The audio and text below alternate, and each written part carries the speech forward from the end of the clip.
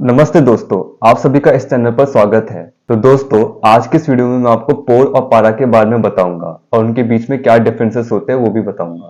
तो दोस्तों, पिछले प्रपोजिशन वाले वीडियो में मैंने आपको पोर और पारा के बारे में भी बताया था, जिसका मीनिंग के कारण, के वजह से या के लिए होता है। तो दोस्तों, आज की इस वीडियो में मैं आपको उनके डिफरेंसेस के बारे में बताऊंगा। तो दोस्तों, पोर का प्रयोग हम बेसिकली कारण, वजह, अवधि, साधन और किसी स्थान से होकर गुजरने के लिए इस्तेमाल करते हैं।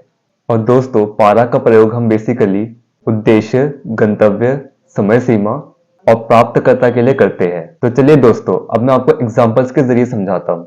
तो चलिए दोस्तों, पहले मैं आपको पोर के एग्जांपल्स बताता हूँ। अवधि के लिए हम इस्तेमाल करेंगे एस्तूदियो por 2 horas, जिसका हिंदी में ट्रांसलेशन हुआ मैं 4 घंटे तक पढ़ूंगा, जिसमें हमने पोर के लिए तक यूज किया। कारण के लिए इस्तेमाल करेंगे लो इसे पोरती, जिसका हिंदी में ट्रांसलेशन हुआ मैंने तुम्हारे लिए किया, जिसमें हमने पोर का प्रयोग तुम्हारे लिए के कॉन्टेक्स्ट में किया।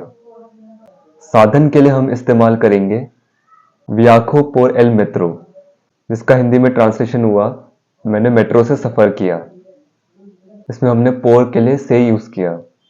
किसी स्थान से होकर गुजरने के लिए हम इस्तेमाल करेंगे कामिनो पोर एल पुएंते, जिसका हिंदी में ट्रांसलेशन हुआ मैं पुल से होकर गुजरा, जिसमें हमने पोर के लिए इस्तेमाल किया से होकर।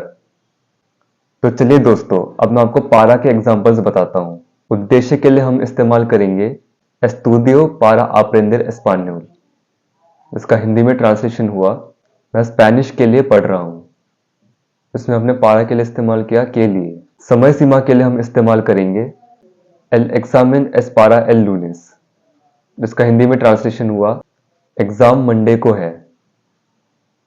गंतव्य के लिए हम इस्तेमाल करेंगे कालीमोस पारा कर्नाटका मान्याना, जिसका हिंदी में ट्रांसलेशन हुआ हम लोग कर्नाटक जाएंगे कल।